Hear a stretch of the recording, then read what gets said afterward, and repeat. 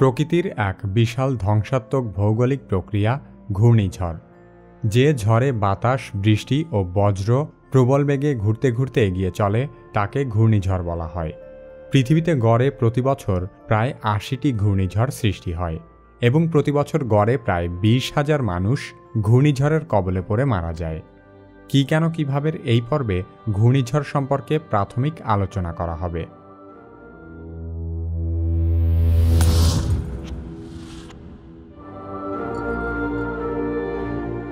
ঘূর্ণিঝড় সাধারণত বিষুবরেখার আশেপাশে বা গ্রীষ্মমণ্ডলীয় অঞ্চলের সমুদ্রে উৎপন্ন হয়। সমুদ্রের যেসব অঞ্চলে প্রায় ১৫০ ফুটের বেশি গভীর পর্যন্ত তাপমাত্রা ২৬ ডিগ্রি সেলসিয়াসের উপরে থাকে সেখানে ঘূর্ণিঝড় সৃষ্টি হতে পারে। গ্রীষ্মকালে বিষুব অঞ্চলে প্রচণ্ড উত্তাপের ফলে বাতাস গরম হয়ে উপরের দিকে উঠে যায়। তখন সেখানে বায়ুচাপ ব্যাপক হারে কমে যায়। একে নিম্নচাপ বলে। তখন বাতাসের শূন্যস্থান পূরণ করার জন্য মেরু অঞ্চলের শীতল বায়ু দ্রুতবেগে নিম্নচাপ অঞ্চলে আসতে থাকে। এই বায়ুপ্রবাহ থেকেই ভয়ঙ্কর কালো মেঘের সৃষ্টি হয়। পৃথিবীর ঘূর্ণনের প্রভাবে মেরু অঞ্চলের বাতাস সোজাসুজি প্রবাহিত না হয়ে দক্ষিণ গোলার্ধে বাম দিকে এবং উত্তর গোলার্ধে ডান দিকে বেঁকে যায়। সে কারণেই দক্ষিণ গোলার্ধের ঘূর্ণিঝড় ঘড়ির কাঁটার দিকে এবং উত্তর গোলার্ধে ঘড়ির কাঁটার বিপরীত দিকে ঘোরে। প্রতিবছর যতগুলো ঘূর্ণিঝড় সৃষ্টি হয় তার খুব কম সংখ্যকই উপকূলে আঘাত হানে। অধিকাংশ ঘূর্ণিঝড়ই সমুদ্রে উৎপন্ন হয়ে সমুদ্রেই শেষ হয়ে যায়।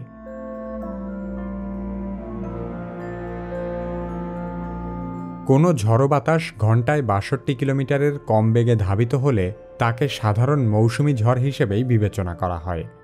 যে সমস্ত ঝড় ঘন্টায় ৬২ থেকে ৮৮ কিলোমিটার পর্যন্ত গতিবেগ অর্জন করে সেগুলোই মূলত ঘূর্ণিঝড়।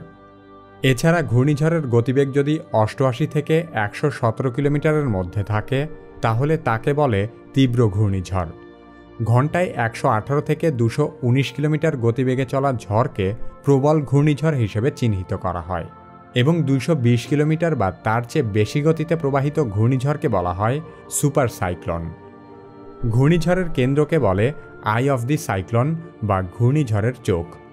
ঘূর্ণিঝড়ের এই কেন্দ্র ১০ থেকে ১৫ কিলোমিটার উচ্চতা পর্যন্ত পৌঁছাতে পারে এবং ঘূর্ণিঝড়ের ব্যাস ১০০০ কিলোমিটার পর্যন্ত বিস্তৃত হতে পারে। ঘূর্ণিঝড় উপকূলে আঘাত হানার পর সবচেয়ে ভয়াবহ বিষয় হল জলোচ্ছ্বাস। ঘূর্ণিঝড়ের তীব্র বাতাসের কারণে সমুদ্রপৃষ্ঠের জল ২০ ফুট পর্যন্ত উপরে উঠে যেতে পারে, যার ফলে সমুদ্র তীরবর্তী ১০০ কিলোমিটার এলাকা পানিতে তলিয়ে যেতে পারে। ঘূর্ণিঝড়ের কারণে যত মানুষের মৃত্যু হয় তার ৯০% মারা যায় জলোচ্ছ্বাসের কারণে। ঘূর্ণিঝড়ের ফলে উপকূলীয় অঞ্চলে মারাত্মক ক্ষয়ক্ষতি হলেও এটি পৃথিবীর আবহাওয়ার অত্যন্ত জরুরি একটি প্রক্রিয়া। ঘূর্ণিঝড়ের ফলে আমাদের গ্রহের তাপমাত্রার ভারসাম্য বজায় থাকে। পৃথিবীর অধিক ঘূর্ণিঝড় প্রবণ এলাকাগুলোকে ৭টি বেসিন বা অঞ্চলে ভাগ করা হয়েছে।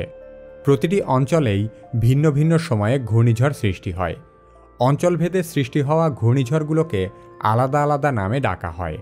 ভারত মহাসাগর এবং দক্ষিণ প্রশান্ত মহাসাগরে সৃষ্ট ঘূর্ণিঝড়কে বলা হয় সাইক্লোন।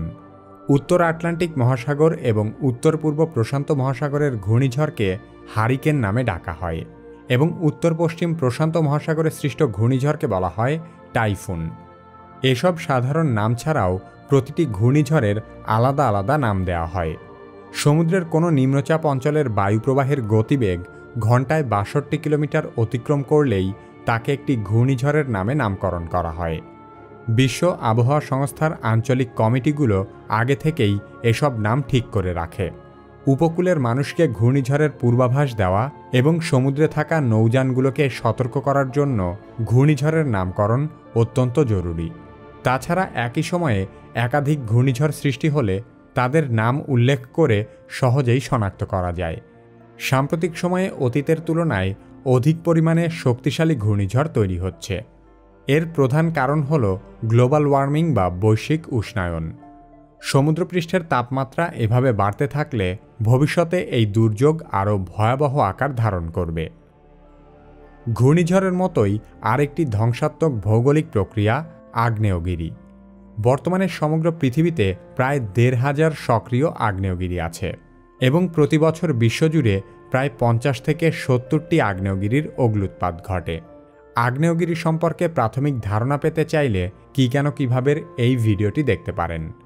কি কেন কিভাবে চ্যানেলে আপনি নতুন হলে আমাদের অন্যান্য ভিডিওগুলোও দেখতে থাকুন। পরবর্তী ভিডিও আপলোড হওয়ার সাথে সাথে দেখতে চাইলে কি কেন কিভাবে সাবস্ক্রাইব করে বেল আইকনটিতে ক্লিক করুন।